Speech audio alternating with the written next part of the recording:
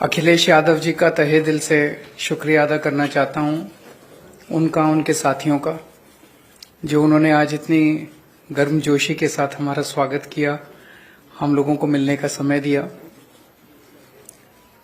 अभी उनके साथ काफी लंबी बातचीत हुई। बातचीत का विषय आप लोग जानते ही हैं कि दिल्ली के लोगों ने बहुत लंबा संघर्ष करके, दिल्ली के लोग वोट डालते हैं, वोट डाल के एक सरकार चुनते हैं और उम्मीद करते हैं कि वो सरकार उनके सपनों को, उनकी जरूरतों को पूरा करेगी। और यही हमारा संविधान कहता है, यही भारतीय जनतंत्र है। लेकिन 2015 में जब हमारी सरकार बनी थी दिल्ली में, तो फरवरी में हमारी सरकार बनी और मई के महीने में मात्र तीन महीने बाद मोदी सरकार ने एक नोटिफिकेशन जारी करके हमारी सारी शक्तियां छीन ली। ब्यूरोक्रेट्स के ऊपर जो कंट्रोल होता है एक चुनी हुई सरकार का, अफसरशाही के ऊपर, ऑफिसर्स की ट्रांसफर पोस्टिंग, कोई ऑफिसर काम ना करे तो उसकी डिसिप्लिनरी प्रोसीडिंग्स, गलत काम करे, भ्रष्टाचार करे, उसके खिलाफ एक्शन, नई पोस्ट क्रिएट करना, रेगुलराइजेशन करना, ये सारी जितनी भी शक्तियां थी वो सारी शक्तियां उन्होंने एक नोटिफिकेशन जारी करके छीन ली दिल्ली सरकार से, आम आदमी पार्टी की सरकार से। उसके बावजूद हमने काफी काम किया और इतना काम किया कि अगली बार फिर हम भारी बहुमत से जीते। 70 में से 62 सीट आई हम लोगों की। लेकिन 8 साल की कोर्ट कचहरी की लड़ाई के बाद 11 मई को सुप्रीम कोर्ट की संविधान पीठ ने, कॉन्स्टिट्यूशन बेंच ने 5-0 से फैसला दिया कि सारी शक्तियां चुनी हुई सरकार के पास होनी चाहिए। अगर चुनी हुई सरकार के पास अफसरशाही पे कंट्रोल करने की शक्तियां नहीं होंगी तो वो सरकार काम नहीं कर सकती, चुनी हुई सरकार काम नहीं कर सकती, और ये संविधान के खिलाफ है। बहुत क्लियर ऑर्डर था, स्ट्रांग ऑर्डर था। हमें अपना अधिकार, दिल्ली के लोगों को अपना अधिकार पाने में 8 साल लग गए, लेकिन मोदी जी को 8 दिन लगे।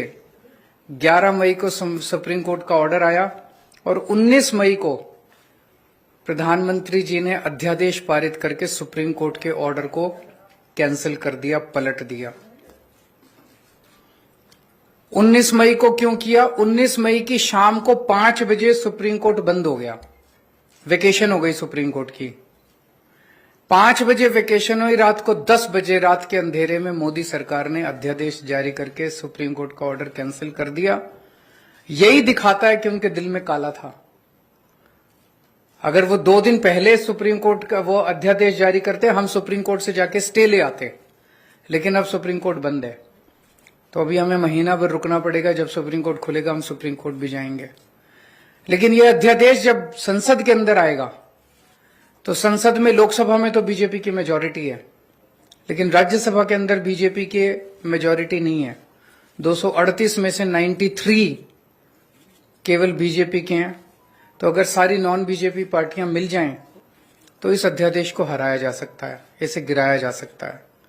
और अगर ये अध्यादेश गिर गया तो आप ये मान के चलिए कि 2024 का सेमीफाइनल हो जाएगा। राज्यसभा के अंदर अगर इनका अध्यादेश बिल नहीं बन पाता और हार जाता है, पूरे देश में बहुत स्ट्रांग मैसेज जाएगा कि मोदी सरकार दोबारा नहीं आ रही है।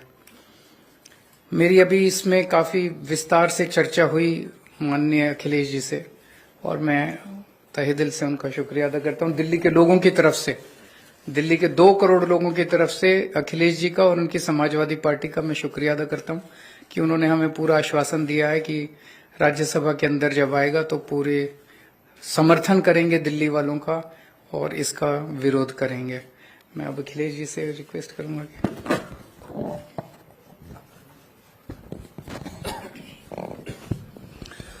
बहुत बहुत धन्यवाद। समाजवादी पार्टी के अध्यक्ष और मेरे साथ लोकसभा में 2019 से मेरे साथी रहे अखिलेश यादव जी, उनकी पार्टी के विधायकगण, आम आदमी पार्टी के नेशनल कन्वीनर और दिल्ली के मुख्यमंत्री अरविंद केजरीवाल जी, राज्यसभा में आम आदमी पार्टी के सांसद भाई संजय सिंह जी और एजुकेशन मिनिस्टर दिल्ली के आतिशी जी और आप सब पत्रकार और मीडिया के जितने भी प्रतिनिधि हैं, जैसा कि अरविंद जी ने कहा, ये लड़ाई सिर्फ दिल्ली के लोगों की नहीं है, ये लड़ाई 140 करोड़ लोगों के अधिकारों को बचाने की है। एक तरफ तो हम biggest democracy in the world कहते हैं देश को, और दूसरी तरफ लोकतंत्र पर अध्यादेश की कुल्हाड़ी चलती है, गवर्नर के जरिए तंग किया जाता है।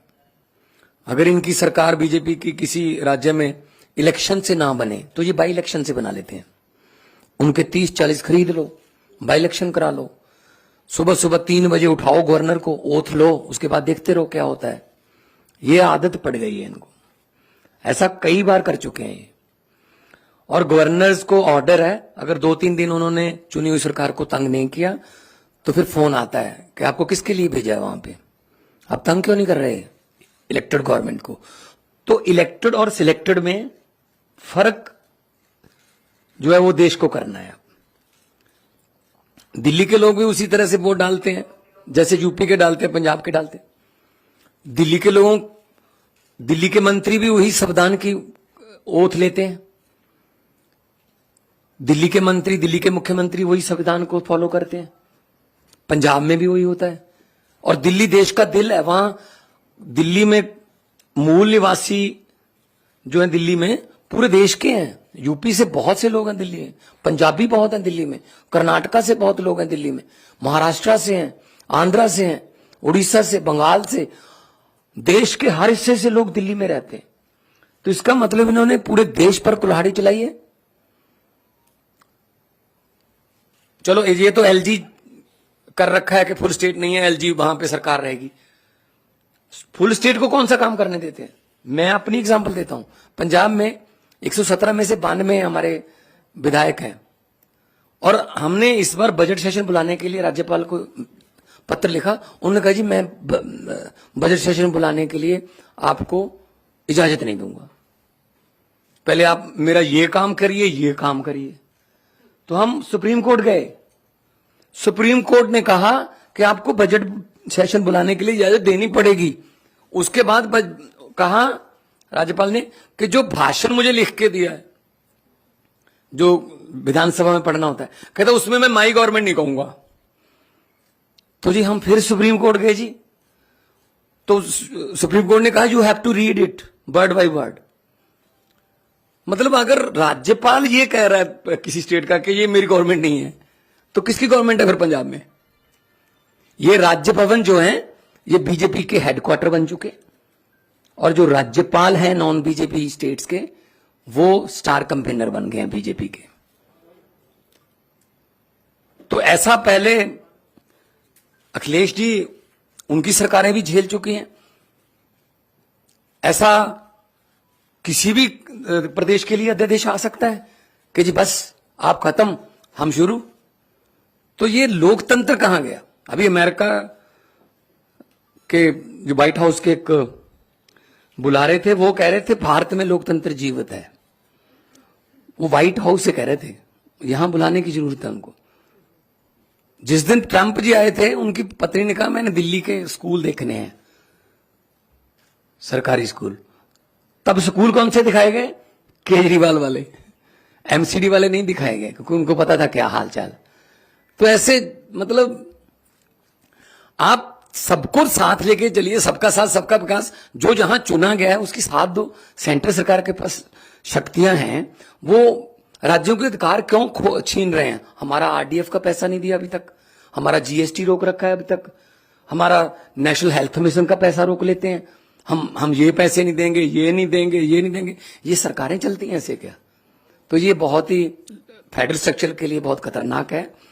और समाजवादी पार्टी आंदोलन से, जेपी आंदोलन से निकले हुए नेता इसमें हैं, और उन्होंने तो बहुत संकट देखे हैं देश पर। तो आज जिस गर्मजोशी से और जिस जो शिद्दत से हमें सम्मान दिया अखिलेश जी ने, हमें इज्जत दी, उसके लिए आप बहुत आभारी हैं। और हमें उम्मीद है कि लोकतंत्र की जो लड़ाई लड़ने के लिए हम इनका साथ लेने के लिए आए हैं, उस लड़ाई में हमारा साथ देंगे। और इस लड़ाई से कोई भगवंत मान, कोई केजरीवाल या कोई अखिलेश जीतेगा नहीं।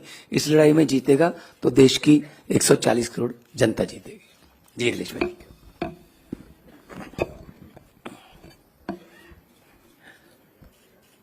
दिल्ली के मुख्यमंत्री अरविंद केजरीवाल जी, पंजाब के मुख्यमंत्री मान साहब, मैं सबसे पहले उनका स्वागत करता हूं और उनका धन्यवाद और आभार भी प्रकट करता हूं। मैं उनको भरोसा दिलाता हूं कि दिल्ली का अध्यादेश जो आया है वो एंटी डेमोक्रेटिक है। इस ऑर्डिनेंस की जो सोच है वो एंटी डेमोक्रेटिक है। मैं आपको भरोसा दिलाता हूं कि समाजवादी पार्टी का पूरा साथ आपके साथ है। साथ ही साथ जो आप अच्छा काम कर रहे हैं शिक्षा के क्षेत्र में, स्वास्थ्य के क्षेत्र में, वो भारतीय जनता पार्टी को रास नहीं आ रहा। अच्छे काम को बिगाड़ने का काम, देश में अगर कोई काम कर रहा है तो वो भारतीय जनता पार्टी है। और आपके अच्छे काम को और अच्छी सोच को देख करके घबरा रहे हैं। उन्हें लग रहा है कि दिल्ली की जनता कहीं 7 बटे सन्नाटा न कर दे बीजेपी को, इसलिए आपके खिलाफ ये ऑर्डिनेंस आया है। मैं आपका सहयोग करूंगा, साथ दूंगा। हमारे जितने भी सदस्य हैं वो आपके साथ होंगे। Thank you. बहुत धन्यवाद आपका।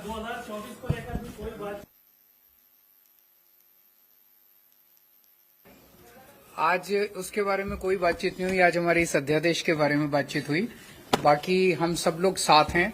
देश को बचाने के लिए हम सब लोगों को मिलकर जो भी करना पड़ेगा हम सब करेंगे।